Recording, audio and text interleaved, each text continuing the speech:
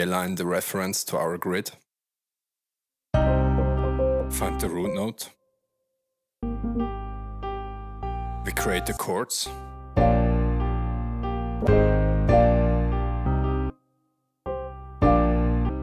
Give it a human feel. Ctrl S to strum.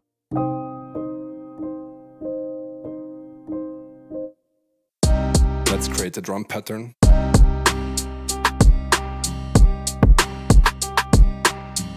Add an open hi-hat and make sure that it cuts when the snare hits. Now we add saturation, compression and reverb.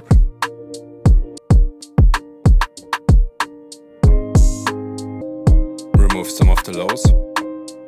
Let's create 808, Ctrl B to multiply.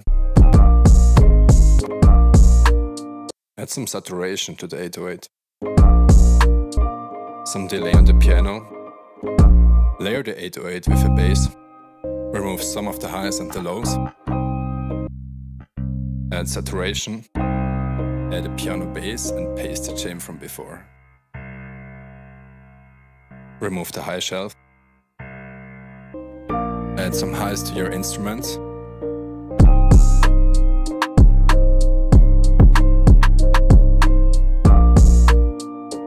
Let's add some ear candy to the main piano.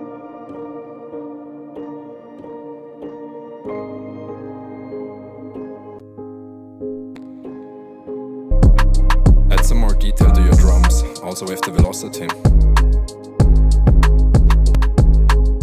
Change the tuning of our drums.